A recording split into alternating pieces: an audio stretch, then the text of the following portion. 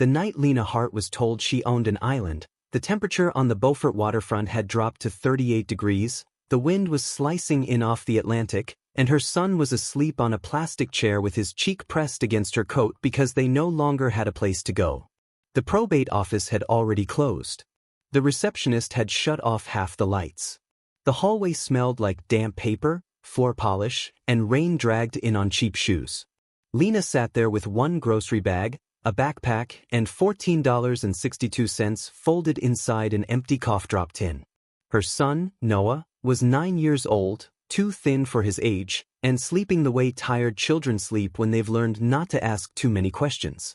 Across the hall, her Uncle Vernon was still laughing.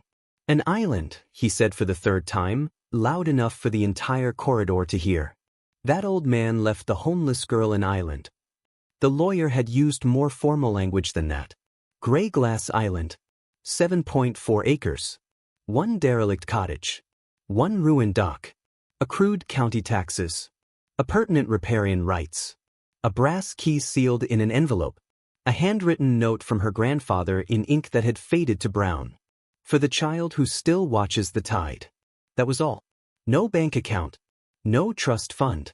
No apology from the family who had stopped visiting him years ago. Just an island everyone in the room called worthless. But when the lawyer slid that key across the table, Vernon's face had changed for half a second. Not amusement. Not pity. Recognition. Lena had seen it, even through the fog of hunger and exhaustion and the humiliating heat rising in her face while her aunt murmured, "Cruel thing to do to a woman with a child." A worthless island. A rusted key. And a look on the wrong man's face that said something about this did not add up. She didn't know it yet. But that tiny flicker would be the difference between staying broken and learning that some things people call ruined are only buried. Outside, the rain struck the courthouse steps in silver needles. Noah stirred, coughed once, and whispered, "Mom? I'm here. Are we going to the shelter?" She looked through the glass doors at the black river beyond the streetlights and felt the weight of the envelope in her pocket. The shelter had given them 30 nights. They had used 29. Tomorrow morning, if she couldn't prove a new address, they would lose the cot too. Her uncle came down the hall buttoning his coat, expensive wool, dry under the awning, smelling faintly of tobacco and money. "Lena," he said, soft now, like softness itself was a trick. "You don't want that property. Taxes alone will bury you. Sign it over tomorrow and I'll give you 5,000 cash. Enough for a motel and a fresh start." She looked at him. "If it's worthless, why do you care?" For one beat, the old building went silent except for the rain. Then Vernon smiled. "That's exactly why you'll never keep it." He walked away. And in her pocket, the brass key felt heavier than metal should. Get ready. Because the piece of land everybody mocked was the one thing the wrong people wanted most. If you've ever felt betrayed when you were already struggling, if you've ever been treated like your pain made you easy to erase, if you've ever been forced to start over with nothing but a child looking up at you, then stay with the story, because sometimes the world throws people away too early, and sometimes what looks like the end is only the place where the tide turns. 2 years earlier, Lena Hart still believed hard work could outlast bad luck. She lived in a rented duplex on Trad Street Extension, a narrow beige place with a crooked mailbox, mildew in the bathroom corners, and a monthly rent of $925 that felt high but survivable. She worked breakfast shifts at the Harbor House Diner 6 days a week and cleaned 3 vacation rentals on Thursdays for extra cash. She knew how to stretch ground beef across 2 dinners, how to turn stale bread into garlic toast, how to smile at rude men in golf shirts because tips still paid the light bill. Her husband, Caleb, had once been the kind of man who made promises with both hands. He talked fast, hugged hard, dreamed bigger than their bank account, and could make Noah laugh until milk came out of his nose. For a while, that felt like enough. Then the promises started breaking in small places first. A missed utility payment. A bounced check. A lie about overtime that turned into a lie about gambling and then into a silence that smelled like beer and panic. Lena covered what she could. She sold her grandmother's silver bracelet for $140. She picked up double shifts. She ate after Noah ate and sometimes not at all. Caleb kept saying he had one big job lined up, one lucky break, one friend who owed him money. But luck never came. The calls did. The landlord. The credit card company. The urgent care clinic after Noah's winter pneumonia and 3 nights of wheezing so bad Lena thought his ribs might split apart. In February, the medical bill arrived folded in a white envelope that felt heavier than a brick. $2,811 after insurance. She sat on the bed holding it while the heater clicked and failed and clicked again. Caleb said, "We'll figure it out." He didn't. He left in April. No note on the kitchen table. No dramatic confession. Just a missing duffel bag, 2 empty drawers, and the kind of silence that tells the truth before anybody else does. His phone went to voicemail by noon. By evening, Lena had learned he was in Savannah with a woman who managed a bait shop and had no child, no debt, and no patience for reality. That was betrayal. But betrayal was only the first wave. The rent went up to $1,180 in June because the owner said, market conditions. The diner cut weekday hours when tourist season slowed. Noah outgrew his shoes. The car needed a transmission she could not afford. Then it was towed from the grocery lot after she was 6 days late on insurance. Every piece of stability left one at a time, like boards coming loose in a storm. Through all of it, there was only one person in the family who still answered Lena's calls. Her grandfather, Arthur Hart. Everybody else called him stubborn. Proud to the point of foolishness. He had spent 40 years working water, first as a deckhand, then a harbor pilot, then a marine survey assistant who knew channels and mudflats better than most people knew their own neighborhoods. After Lena's grandmother died, Arthur had turned inward. He stopped attending church. Stopped coming to holidays. Kept to himself in the old White House near Battery Creek with a wall of tide charts, a cabinet full of tools, and a coffee mug always stained dark at the bottom. The family said he was impossible. Lena knew something else. When she was 11 and her mother forgot to pick her up from school, Arthur came instead, smelling of salt and diesel and cedar shavings. When she was 15 and crying because girls with smoother hair and cleaner shoes had laughed at her thrift store dress, Arthur bought her a hot dog from a roadside stand and said, "Don't measure your life with the wrong ruler." When she was 21 and holding newborn Noah in a hospital room that smelled like bleach and fear, Arthur stood in the corner with tears in his eyes and whispered, "Now there's a reason to keep going." He did not say much. But what he said stayed. He also said something else, years before the will, years before the island became the last thing standing between ruin and a future. What the tide takes, it sometimes returns. At the time, Lena thought he was talking about grief. Maybe he was. Maybe he wasn't. Arthur had owned Grey Glass Island longer than Lena had been alive. Family legend said he'd won it in a card game, which was nonsense. The truth was less glamorous and more like him. In 1978, after a storm changed the inlet channels, a widow in Charleston could no longer afford maintenance on the island's caretaker cottage or dock. Arthur had helped survey storm damage in the marsh. He bought the property cheap, not because it was profitable, but because he said nobody should own a place and let it die from neglect. For years he took a skiff over there alone. No family picnics. No fishing parties.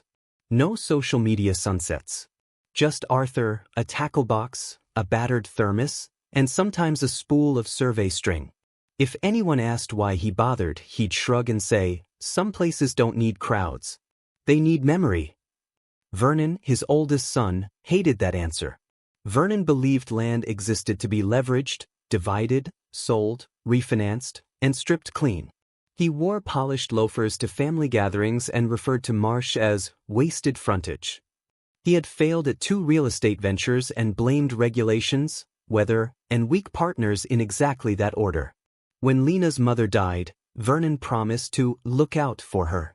What he meant was he'd call twice a year, ask if she needed anything, and then remind her how much he'd done already. When Arthur's health started slipping, Vernon suddenly became interested again. He brought forms. He brought opinions. He brought men in pressed shirts who stood in Arthur's yard pointing at lines on plats and talking about access, marina potential, mitigation credits, and future value once the county updates the flood maps. Arthur put them all off the property. Only Lena kept coming with groceries, prescriptions, clean towels, and time. She would stop after work with Noah asleep in the back seat, carry in canned soup, refill Arthur's pill organizer, and open windows when the house smelled too closed in. She paid his electric bill twice without telling him because the notices were read and folded under a magnet on the fridge. When arthritis made his hands shake, she trimmed his hedges and changed a leaking kitchen faucet while he sat at the table pretending not to watch. He never thanked her in long speeches. He would just slide a plate across the table, fried mullet or tomato sandwiches, and say, "Eat before you get stupid." Noah loved him instantly. Arthur taught him how to read weather from cloud edges, how to tell mud crabs from fiddlers, how to stand still enough to watch egrets hunt. He would tap maps with one thick finger and ask, "Where's north?" Noah always knew. And once, on a wet afternoon in September, when thunder was walking far off over the water, Arthur had pulled a brass key from his pocket, shown it to Noah for one strange second, then tucked it away again. "What's that for?" Noah asked. Arthur's mouth tightened in the way it always did when a memory passed through him. "For the right day," he said. Lena laughed. "You sound like a pirate." Arthur did not laugh back. "Pirates took things," he said. "I'm trying to keep something." That should have sounded dramatic. In his voice, it sounded tired. Lena never asked again. Then the hospital came. A minor stroke first. Another fall. A chest infection. The old White House became too much, and Arthur hated every hour of the assisted living center where the hallways were always overcooled and the television in the common room never shut up. Vernon came twice in 6 months, each visit with paperwork. Lena came every Tuesday and Friday, even when it meant taking the bus because the car was gone, even when she was so tired her knees ached on the walk back. The last clear conversation she had with Arthur happened 3 weeks before he died. He was thinner. The skin on his hands looked almost translucent. Rain tapped the window. Noah was coloring at the foot of the bed. Arthur watched him for a long time and then said, "They'll tell you certain things are useless." Lena smiled gently. "You mean men?" One corner of his mouth moved. "I mean whatever they can't control." He looked back at Noah. "Remember this, both of you. People bury seeds every day and call it throwing things away." Lena frowned. "Granddad, what are you talking about?" But a coughing spell took him then, and when it passed, he closed his eyes like the effort of staying in the world had become expensive. She didn't know it yet, but those words would return to her on the worst night of her life like a lantern in the dark. Arthur died at 4:12 a.m. on a Tuesday. The nurse called while Lena was stripping beds at a rental condo with ocean-themed wallpaper peeling at the corners. She sat on the closed toilet lid and cried with a towel in her hands. Not loudly. Not dramatically. Just the quiet crying of someone who understands that one more good thing has left and the day still expects them to keep moving. The funeral was small because Arthur had made it very clear he did not want fuss. Salt Marsh Church. 12 people. Weak coffee in the fellowship hall. Vernon cried harder than Lena believed and kept glancing around to see who noticed. 3 days later came the will reading. Lena almost didn't go. She had $2 and some change in gas money, and the borrowed ride from a diner coworker had a cracked windshield and no heat. But the shelter intake worker had told her any possible inheritance matters for housing assistance, so she went in her cleanest sweater and prayed Noah would stay quiet. The conference room had fake fern plants in the corners and a polished table with scratches hidden under lemon oil. Vernon sat at the head like he owned the place already. Beside him was his son Kyle, who wore mirrored sunglasses indoors and smelled like expensive cologne and impatience. Aunt Bonnie dabbed at her eyes with tissues and said, before the lawyer even opened the file, "I just hope Arthur did right by family." The lawyer, Ms. Delaney, was a silver-haired woman with narrow glasses and the calm of someone who had watched greed embarrass itself many times before. She began reading. Arthur's fishing tackle went to an old deckhand friend. His tools to a church repair ministry. A small donation to the county library. The mainland house, subject to outstanding debts and liens, to Vernon. Vernon sat back, satisfied. Then Ms. Delaney turned the page. To my granddaughter Lena Hart, and to my great-grandson Noah Hart, jointly, I leave Grey Glass Island, including the cottage, dock remains, and all appurtenant riparian and literal rights attached thereto, with all private papers and effects stored thereon. The room went still. Kyle was the first one to laugh. Aunt Bonnie actually blinked in confusion. The island? That wreck? Ms. Delaney continued. Included with this device is a sealed envelope to be given upon acceptance. She slid the envelope across the table. Lena did not reach for it right away. She could feel every eye on her, measuring, judging, deciding this was either a cruel joke or a fitting one. Homeless woman gets useless land. Family problem solved. Then Vernon spoke too fast. There must be some mistake. The island has negative value. Taxes, insurance, storm exposure. Arthur revised his will 8 months ago, Ms. Delaney said evenly. He was competent. It was witnessed and notarized. There is no mistake. How much are the taxes? Lena asked quietly. Ms. Delaney checked a document. $6,184.73, including penalties. The number hit like cold water. She had $14.62. Bonnie made a small pitying sound that somehow felt worse than Vernon's laugh. Kyle muttered, "Congratulations on your swamp." But it was Vernon's face Lena watched. For just 1 second before he covered it, there was anger there. Sharp, hot, unguarded anger. Not because Arthur had been unfair. Because Arthur had done something Vernon didn't expect. That was the moment Lena finally took the envelope. Inside was the key and the note. For the child who still watches the tide. Her hands shook. Noah, sitting beside her, whispered, "It's the same key." "What key?" Vernon snapped. Noah shrank back instantly. Lena put a hand on his shoulder. "Nothing." Ms. Delaney glanced up. "There is one more condition. Acceptance must be filed within 28 days. If Ms. Hart declines, the property may pass to residual handling.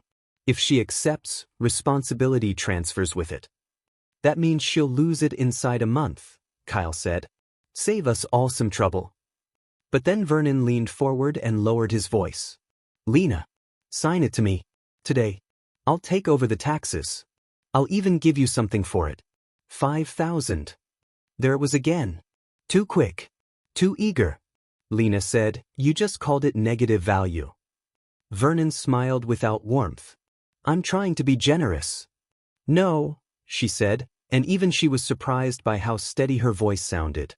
"You're trying to buy something cheap." His jaw hardened.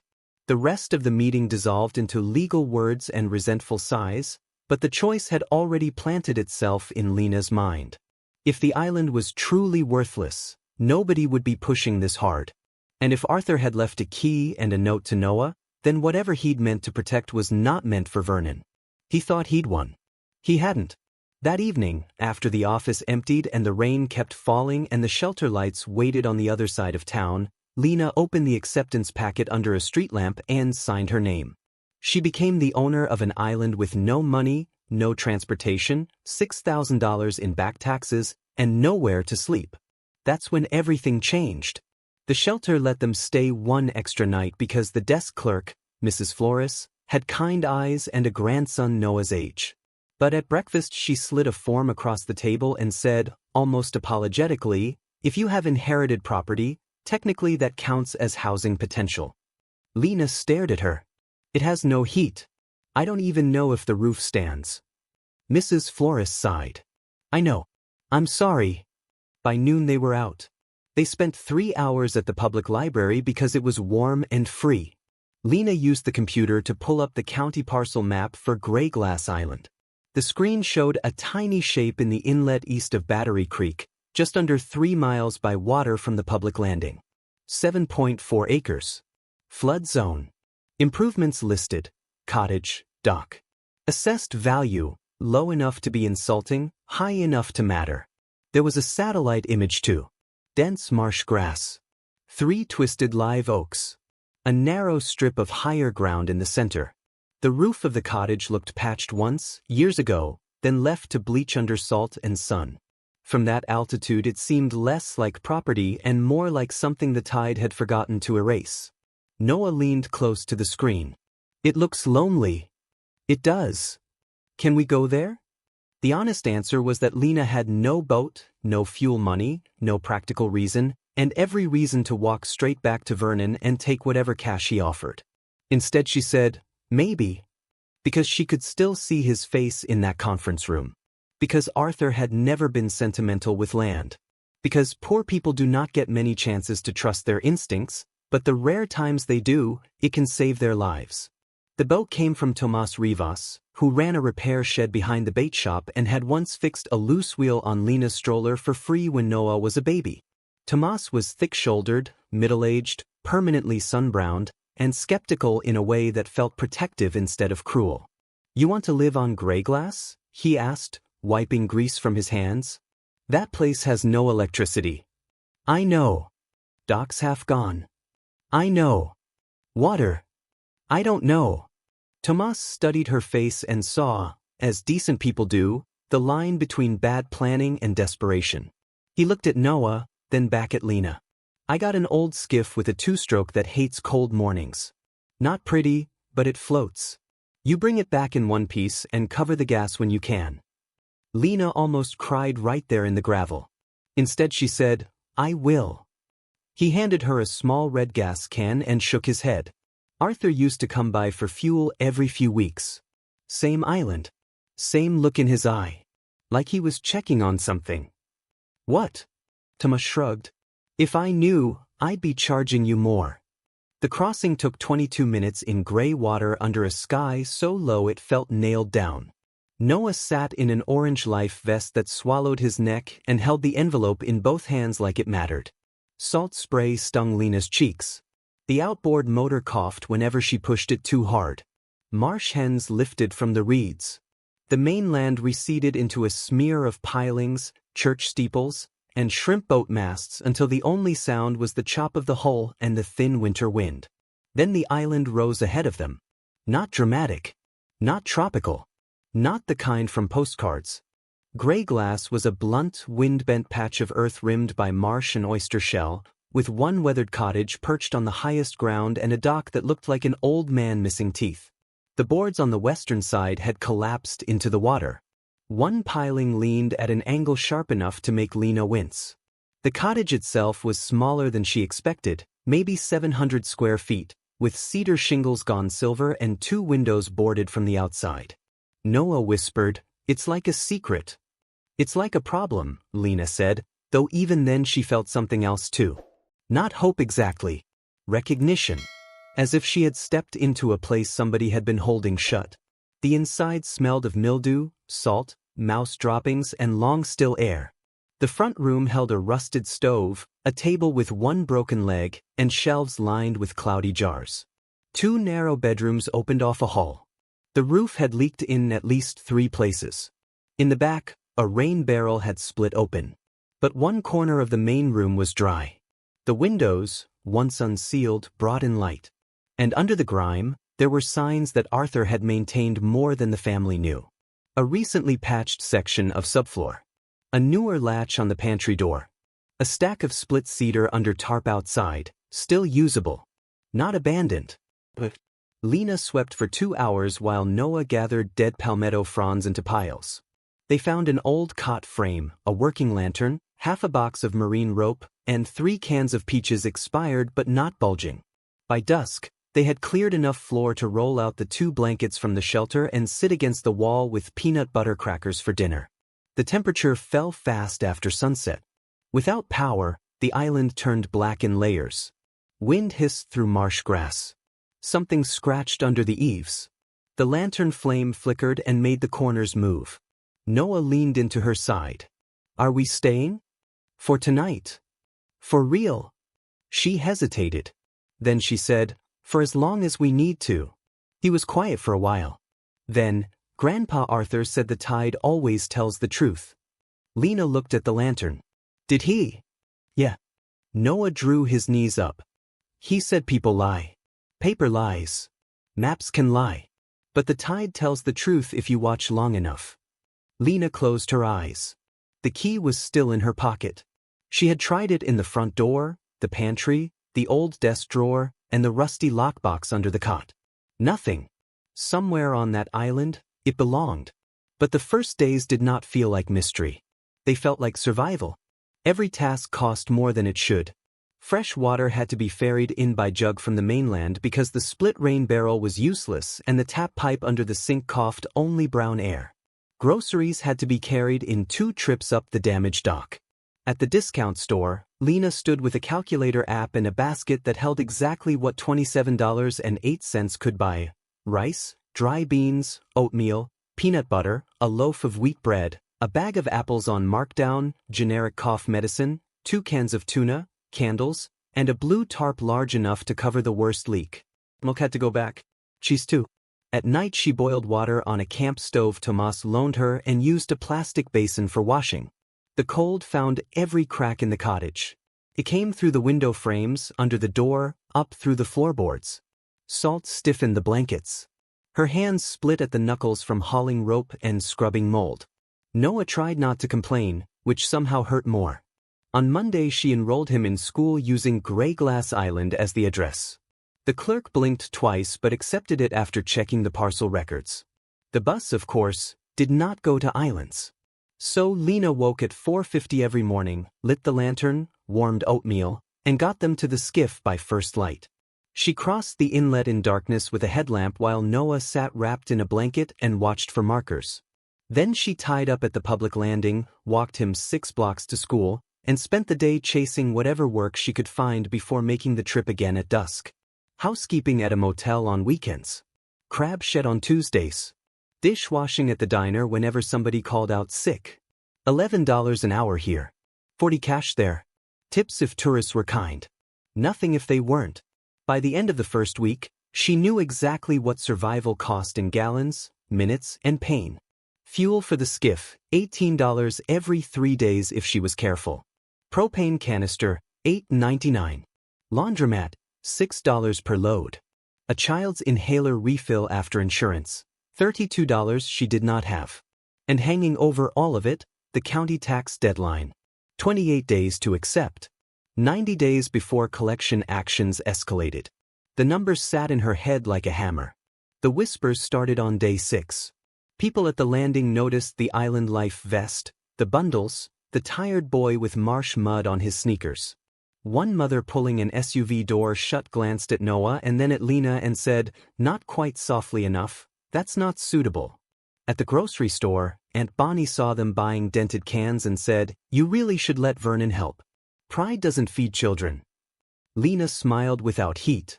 Neither does family gossip. Bonnie's mouth tightened. He's only trying to keep you from making a bigger mistake. There it was again. Not sympathy. Urgency. Conrad Pike entered the story on the 10th day. Lena had heard his name before the will, the way people in a small coastal county hear the names of men who buy too much. Pike was a developer with slick silver hair, boat shoes that never seemed to get wet, and a habit of talking about bringing value to places that somehow ended with locals unable to afford living there. He had built luxury homes on marsh frontage, a wedding venue where a public fishing path used to run, and a private dock system that everybody swore violated something even if nobody could prove what. He approached Lena at the landing just after sunrise while Noah was adjusting his backpack straps. "Ms. Hart," he said, smiling as if they had been introduced somewhere pleasant. "I'm sorry for your loss. Arthur and I had discussions over the years about Grey Glass." Lena kept one hand on the skiff rope. "Did you?" "We never reached an agreement, unfortunately. I understand you inherited the property. If you'd be open to a clean sale, I can make it easy. Fast closing. Cash." Noah looked up at her. Lena asked the same question she had asked Vernon. "Why does everybody want a worthless island?" Pike's smile did not move. "Contiguity," he said. "Future access. Long-term planning. Nothing mysterious." "How much?" $25,000. Her heart stumbled, because $25,000 was more money than she had seen in one place in years. It would pay off debts, rent a decent apartment, buy Noah a bed that wasn't damp, give her breathing room no poor parent ever fully gets. Pike saw that flicker in her eyes and stepped closer. "You could stop struggling tomorrow." But then Noah said, very quietly, "Mom, that's the man Grandpa Arthur yelled at." Pike's gaze dropped to the boy. Just for a moment, the polished charm thinned. Lena straightened. "Then I'm definitely not selling today." Pike's expression returned to smooth professionalism, but his voice cooled by a degree. Take your time. These opportunities don't last. He left her with a business card thick as cardboard. On the back, in blue ink, he had written a number. 30,000. But he made a mistake. He offered too much, too fast, to a woman who had spent her whole adult life learning the value of things other people overlooked. Used furniture. Marked down produce. Quiet men who meant what they said. Children's drawings taped above broken tables. One rusted key. $30,000 for 7 acres of marsh and rot made no sense. Which meant the island was not what they said it was. The second week nearly broke her anyway. A front rolled through on a Thursday night with sleet in the rain and gusts over 40 miles an hour. The tarp tore loose around midnight with a crack like a gunshot. Water came down through the ceiling above the main room in cold sheets. Lena shoved the cot aside, dragged buckets under the leaks, and climbed onto a chair to nail plastic over the broken window while the lantern swung and Noah stood barefoot under a blanket, eyes huge and frightened. By morning, half the room smelled like wet wood and defeat. She still had to take him to school. Her jeans never fully dried that day. At the motel, a woman in an expensive robe complained there were streaks on her mirror and asked if these people were really all the manager could hire. Lena smiled and said, "I'll fix it." Then she went into the service closet, shut the door, and pressed both palms to the metal shelves until the shaking stopped. That evening Noah coughed all through the crossing home. By midnight he had a fever of 101.8. Lena sat beside him on the floor mattress, counting breaths, hearing the wheeze beneath the cough, and feeling every bad memory from the pneumonia winter come back at once. The island walls creaked. Rain tapped the roof. Her phone battery sat at 9% because the landing outlet she sometimes used had been occupied all afternoon. She whispered, "Please don't do this tonight." At 2:13 a.m. his breathing tightened enough to stop being maybe. She wrapped him in 2 blankets, carried him through mud to the skiff, and pushed off into black water under a sky with no moon. The motor choked twice before starting. Wind slapped spray over the bow. Every marker light looked farther away than it should. Noah's head burned against her shoulder. She kept saying, "Stay with me, baby. Stay with me." By the time they reached the mainland clinic, her hands were so numb she could barely tie the rope. Bronchitis, the doctor said. Not pneumonia yet. Steroids, rest, fluids, close watch. At the pharmacy, the total came to $46.13. Lena had 32. She stood there in wet shoes while the line behind her shifted and sighed. Then Tomas, who had come in for blood pressure pills, stepped up beside her and put 2 20s on the counter without a word. Outside, under the weak fluorescent hum of the awning, Lena broke. Not pretty crying. Not one tear sliding down a brave face. She bent over with the medicine bag against her chest and sobbed like every swallowed humiliation of the past year had finally found a door. Noah stood by the truck tire in his borrowed coat, watching her with the scared patience children learn too young. "I'm sorry," she gasped. "I'm so sorry." He touched her sleeve. "For what?" "For all of this." Noah looked toward the dark inlet where gray glass waited somewhere beyond the cold. "Maybe it's not all bad," he whispered. Lena laughed once through tears because children can say impossible things and somehow not sound foolish. That night, after he fell asleep with the first dose of medicine in him, Lena sat at the table with the brass key, Arthur's note, Pike's card, and the tax notice. She spread them in a row. A poor woman making a decision with almost nothing left always knows the true weight of choice. Sell, and she could relieve the immediate pain. Stay, and she might lose everything slower. She turned the key over in the lantern light. It was old brass, heavy, with a notched oval bow worn smooth by decades of fingers. On the stem near the teeth, barely visible under tarnish, were 2 tiny stamped letters. Geej, gray glass heart? Grandfather heart? Something else. Then she remembered one more thing Arthur had once said when Noah asked why he never threw away bent nails. Because old pieces still fit old locks. She stood up. The next morning, instead of going straight to work after school drop-off, Lena returned to the island and searched. Not wildly. Methodically. Every drawer. Every hinge. Every floorboard with mismatched nails. every trunk, every cabinet. She checked the desk, the stove compartment, the crawlspace hatch, even the rusted toolbox under the porch. The key fit nothing. On the third day of searching, Noah, fever down, energy returning, found a carved compass rose under the kitchen table where water damage had warped the wood. At the center of the rose was a tiny notch shaped almost like the key's bow. "Mom." She knelt beside him. The carving was old and careful, hidden where no casual eye would see it. Around the edge, faint as ghosts, were scratched numbers. 3 to 11 and 311 North? Lena said. No. Noah touched the floorboards, thinking. Maybe steps. From where? The table had likely been moved 100 times over the years. The room itself had been patched, repainted, rearranged. Still, she stood with the key in hand and looked north. The north wall of the cottage held a narrow bookshelf, empty except for one cracked-tied almanac from 1994 and a ceramic pelican missing its beak. 3 steps from the table to the shelf. 11 inches? 11 boards? She crouched and began counting floorboards from the base of the wall. On the 11th board, the grain changed. Not much. Just enough. Her pulse rose. The board had been cut narrower than the others and reset with newer nails, then rubbed with grime to blend. Lena fetched the pry bar from outside. The first lift did nothing. The second groaned. On the third, the board came up with a long dry sigh, and stale air breathed out from the gap beneath. Noah whispered, "Mum." Below the floor was not dirt. It was a metal box fitted flush between joists, painted once in navy enamel and then forgotten. Rectangular.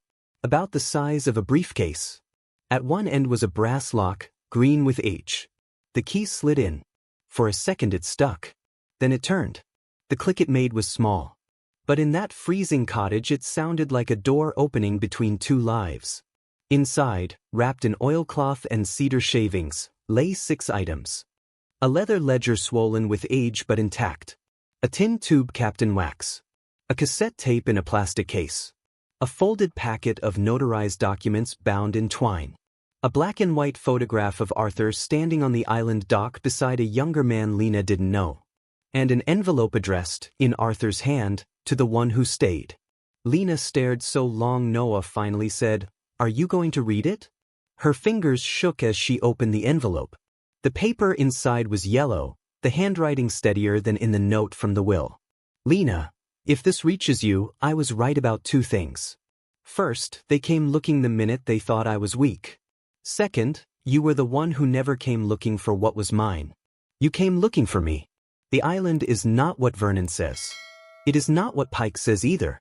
There are 3 truths in that box. One is about land. One is about water. One is about what men will do when they think poor people will fold. Do not trust any offer until you verify the 1989 correction and the submerged boundary language. Do not hand these papers to Vernon. If Pike is still around, watch him. If Noah is with you, tell him he remembered the tide better than most grown men. What the tide takes, it sometimes returns." Arthur Lena read it twice. Then a third time. The wind rattled the shutters. Noah shifted closer, his shoulder touching hers. For a moment, the ruined cottage felt less like shelter and more like a message waiting decades to be opened by the right hands. She untied the packet of documents first. The top page was a survey correction filed after Hurricane Hugo in 1989, signed by a marine boundary specialist and a county clerk whose name Lena dimly recognized from older records. The correction described shoreline movement, marker displacement, and an adjusted line of ownership extending not only across the visible island but into a protected channel edge and a crescent of submerged bottomland on the eastern side. The second document was stranger. A drafted but unsigned purchase proposal from the Coastal Heritage Conservancy dated 11 months before Arthur's death. It offered a substantial payment for a permanent conservation easement if title and submerged rights could be confirmed. The reason was listed in technical language: freshwater lens integrity, nesting habitat, shoreline protection value, and restoration priority. Lena did not fully understand the terms. But she understood numbers.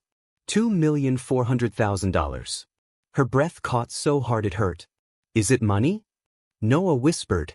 Maybe. She looked again. Maybe not yet. The ledger came next. Arthur's handwriting filled it year by year. Weather notes, expenses, repairs, visits, and then in later entries, names. Vernon. Conrad Pike. A surveyor named Dennis Choate. Dates. Dollar figures. Short lines of anger written with increasing pressure. Offered again. Said island worthless to county, valuable to marina privately. Vernon brought Pike without asking. They think I don't know about shifted markers. Choate paid to simplify records. Will not sell. There were also map sketches tucked between pages, cross-sections of channels, notes about freshwater seep locations after heavy rain, and repeated references to the true line on the east shelf. Then the tin tube. Inside were plats and photographs, some of them aerial, some taken from the dock. In 3 images, Lena could clearly see survey stakes and orange flags that did not appear on any public county image she'd ever found. On the back of one photo, Arthur had written, Pike men moved marker. I moved it back. Photographed 5:41 a.m. The cassette tape was older than Noah had ever seen. They had nothing to play it on. Yet holding it made Lena's skin prickle. And then there was the black and white photograph. Arthur, younger, harder, standing beside a man in a Coast Survey jacket on the gray glass dock. Both men were holding a measuring rod. On the back, with Elias Grant after the East Channel correction. There it was again. Correction. Not rumor. Not family story. Not desperation. Proof. Noah was staring at the conservation proposal now. Mom, he said slowly, if this place was worthless, why would somebody pay that much to protect it? Lena looked at him, at the leaking roof, at the cracked lantern chimney, at the floor they had almost frozen on. Because, she said, and the words tasted strange in her mouth, they lied. That should have been the answer. It wasn't. Because hidden under the survey correction, tucked into the back of the ledger, was one final page. It was a letter from a biologist with the Coastal Heritage Conservancy thanking Arthur for refusing prior offers from development interests and confirming that Gray Glass Island sat over one of the rare stable freshwater lenses left in that section of coast, a natural underground reserve that fed marsh edges and supported the rookery habitat around it. If the wrong people dredged the channel or overbuilt the shoreline, the lens could collapse from salt intrusion. In plain language, the island was not only valuable, it was vulnerable. Arthur had not hidden treasure. He had hidden proof. And suddenly Lena understood why Vernon had wanted it cheap, why Pike had smiled too smoothly, why Arthur had kept going out there alone long after his hands shook and his knees failed. They thought the island was a grave. It was a seed. In a moment, you'll see why that changed everything. Finding papers is not the same as owning what they prove. Poor people know that too. A document in your hand can still be worthless if the world decides not to read it. So Lena did the hardest thing there is after hope returns. She waited long enough to verify it. The next morning she sealed the documents in plastic freezer bags, put them inside Noah's old-school lunch cooler, and caught the first bus to Charleston with the folder pressed to her chest the whole ride. Noah missed school that day. He did not complain. He watched bridge spans and ship cranes roll past the window and asked exactly one question every 20 minutes. What if it's fake? Lena told the truth every time. I don't know. The lawyer Ms. Delaney had recommended a specialist in coastal title disputes, a woman named Anika Shah whose office sat on the second floor of a brick building that smelled like copier toner and old wood polish. Her waiting room held framed plats instead of paintings. She wore navy, spoke quickly, and had the sharp attention of someone who had no interest in wasting sympathy where evidence would do better. At first, Anika looked skeptical. By the time she had read Arthur's letter, the 1989 correction, and the Conservancy proposal, skepticism had turned into stillness. Where did you get these? Hidden on the island. Have these been shown to anyone else? No, Anika leaned back. That was wise. Lena swallowed. Are they real? The lawyer did not answer right away. She stood, took the survey correction to the window, held it at an angle, then reached for a magnifier from her desk drawer. She examined the seal impression, the notary mark, the clerk's signature. She flipped to the conservation draft, checked dates, then opened a county records database on her computer and began searching. 10 minutes passed. Then 20. Then 42. The office heater clicked softly. Noah swung his legs and stared at a model lighthouse on the bookshelf. Lena's mouth had gone dry enough to hurt. Finally, Anika looked up. These are real enough to become dangerous. Lena's heart slammed once. What does that mean? It means the correction appears valid, though I need certified copies. It means the county parcel abstraction may not reflect the full submerged rights attachment. It means if Pike or your uncle knew this and attempted to acquire the property by misrepresenting its value, they exposed themselves. And it means that conservation offer, if still active or renewable, changes your entire negotiating position. Lena felt the room tilt. So the island is worth potentially far more than you were told. But don't jump ahead. We verify everything. Quietly. That last word mattered. Quietly. Anika sent Noah to the receptionist for crackers and then lowered her voice. I've seen versions of this before. Marsh property gets undermapped, especially after storms. Wealthy buyers bet on confusion. They tell struggling owners the land is uninsurable, unusable, unsellable. Then once title issues are cleaned up, they make 10 times their money. If Arthur kept this hidden, he likely didn't trust anybody around him. He didn't. Anika's gaze sharpened. Do you trust your uncle? No. Good. Because if he senses we found something, he will move. That's when everything became a race. Over the next 11 days, Anika's office pulled archived plats, probate attachments, and clerk records from 3 different storage systems. A licensed coastal surveyor compared Arthur's private correction maps with title benchmark data. The Conservancy confirmed Arthur had indeed been in discussions with them, but had refused to finalize anything while he believed hostile interests were circling. A hydrologist's prior field memo verified the freshwater lens under gray glass was unusually resilient and ecologically significant. And buried in an old permitting file related to one of Conrad Pike's adjacent marina expansions was an internal note questioning whether his access assumptions depended on unresolved easterly channel ownership. Unresolved. That was lawyer language for trouble. But it still might not have been enough. Anika warned Lena every day not to celebrate. The correction had to survive scrutiny. The county might resist. Pike would fight. Vernon could petition the estate again. Any missing link in chain of title could cut the whole thing in half. Lena returned to the island each night with her nerves stretched so tight she could hear her own pulse in the quiet. Noah sensed everything. One night over canned soup he asked, "If it's real, are we rich?" Lena stared into the steam.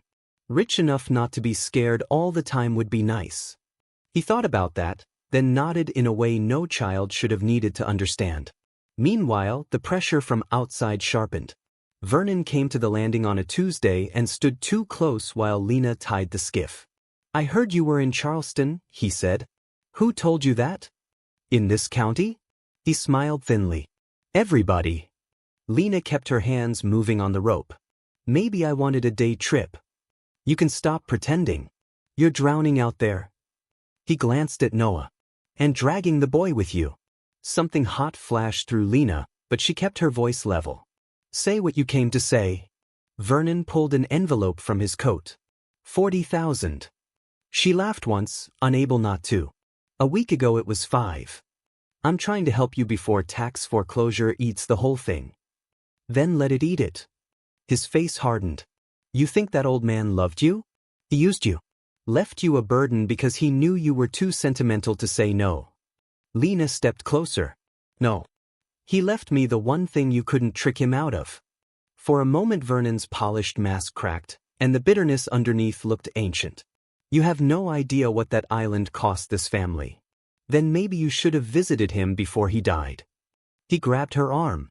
Not hard enough to bruise, but hard enough to cross a line. Tomas, who had been unloading bait tubs 20 yards away, shouted, "Take your hand off her." Vernon let go immediately and stepped back into civility like a man putting on a jacket. "You're making a mistake, Lena." She stared at him. "No," she said. "You made one." He left, but not defeated. Not yet. 3 days later, the first real confirmation arrived. Anika called at 6:14 p.m. while Lena and Noah were repairing the west porch step with salvaged boards. Her voice was clipped, almost breathless. "We have the certified correction. We have the chain. And the submerged rights language holds." Lena sat down hard on the porch. "What does that mean?" "It means gray glass includes the Eastern Channel Shelf exactly as Arthur believed. Pike's adjacent development assumptions were wrong unless he acquired your interest. Also, the Conservancy has agreed to reopen negotiations immediately. Their preliminary valuation, subject to final environmental confirmation, is now $2.8 million for a permanent easement and stewardship package." The marsh wind disappeared. The entire island seemed to hold still. Noah was watching her face. "Mom." She tried to speak and could not. Anika continued, softer now. "Lena, do you hear me?" "Yes. You were right not to sell." Tears hit before sound did. Not because of the number, not really. Though the number was impossible and life-changing and larger than the sum of every unpaid bill that had stalked her for years.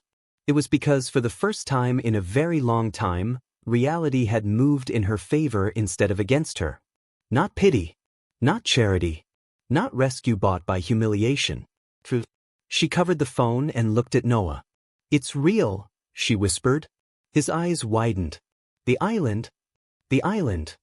He dropped the hammer and threw both arms around her so hard the phone nearly fell into the marsh grass. Lena held him and laughed through tears while the porch boards groaned beneath them and gulls wheeled over the channel like somebody had finally opened a locked window in the sky. What the tide takes, it sometimes returns. But the story was not over. Because men who build their lives on control do not surrender quietly when the poor stop being easy. Conrad Pike moved first. A week after Anika's call, before final easement papers were signed, a barge appeared off the eastern shelf with 2 workboats and a crew laying marker buoys near the channel. Lena saw them from the cottage window just after dawn, orange vests, diesel rumble, metal clanging over the water, and felt cold go through her so fast it was almost clarity. She called Anika. "Take pictures," the lawyer said immediately. "Do not approach alone. I'm filing for emergency injunctive relief."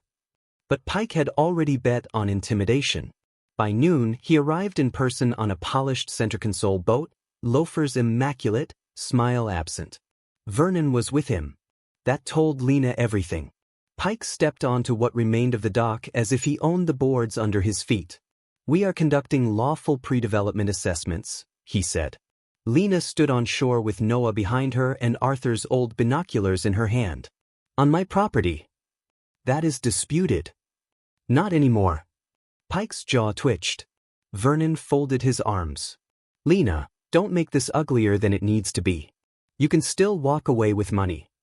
Lena raised the binoculars and clicked photos with her phone through the lenses because she did not own a proper zoom camera. "You told me it was worthless." No answer. She said it again, louder. "You told me it was worthless." Pike took 2 steps forward. "Ms. Hart, you are in over your head. Do you know what legal fees alone can do? 1 bad storm, 1 environmental review delay, 1 title challenge. Then why are you here?" Silence. Noah's voice came small but clear from behind her. "Because he wants what Grandpa Arthur protected." Pike looked at the boy, and whatever restraint he had left turned brittle. "This is adult business."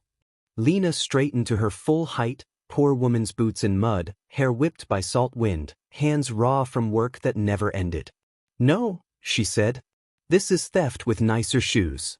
That line would later make its way through the whole county. But in that moment, what mattered was the next sound, the distant chop of another boat engine approaching fast. Anika arrived with a deputy sheriff and a man from the Department of Natural Resources carrying a folder thick with maps. She stepped off the boat without waiting for help, coat flaring in the wind. "Mr. Pike," she called, "you are hereby notified that any entry, staking, dredging, or survey activity on or adjacent to the eastern gray glass shelf is subject to immediate restraining action pending court review. We also intend to challenge the validity of your prior permit representations." Pike went pale in a way expensive men rarely do in public. "This is outrageous." Anika held up a document. No. What's outrageous is filing access assumptions through waters you did not own. The DNR officer added, and if those buoys correspond to unauthorized disturbance near protected habitat, we have separate issues. Vernon tried to recover first. This is a misunderstanding. Anika turned to him. You attempted to induce my client to transfer the property while omitting material information about known valuation and title disputes. If you would like to continue speaking, I suggest you do so through counsel. Vernon shut his mouth. Pike looked at Lena then, not as a struggling single mother, not as a temporary obstacle, but as the person who now stood between him and whatever deal he had been planning for years. He said quietly, "You should have sold." Lena met his gaze. "You should have told the truth." He thought money could finish the story. He hadn't counted on records. Or patience. Or a poor woman who had already survived the worst kind of fear and therefore could not be bought as cheaply as he assumed. The court hearing took place 18 days later in a room colder than it needed to be, with fluorescent lights, hard benches, and the kind of procedural language that can hide a war inside paperwork. Pike's attorneys argued ambiguity, erosion, historical confusion, good faith planning assumptions. Vernon's lawyer tried to suggest Arthur had been paranoid in his final years, that the hidden documents proved instability rather than caution. Then Anika introduced the certified correction, the archived correspondence, the survey overlay, and finally Arthur's ledger with corroborating dates tied to Pike's permit timeline. Line by line, the story that powerful people had told about Grey Glass Island began to collapse. Worthless was not true. Unclear was not true. Innocent mistake was not true. The judge, a woman with steel gray hair and no taste for theatrics, asked Pike's counsel one devastating question. If your client genuinely believed the property had no material strategic value, why did he make escalating private cash offers to an indigent heir within days of probate? Nobody answered well. The deputy clerk's typing sounded very loud after that. Interim injunctive relief was granted. Pike's activities were restrained. Further review of prior permitting representations was ordered. Vernon's challenge to the will failed. Costs were reserved. The conservancy negotiations could proceed. It was not a movie ending where handcuffs appear instantly and villains confess. It was better. It was realistic, which meant it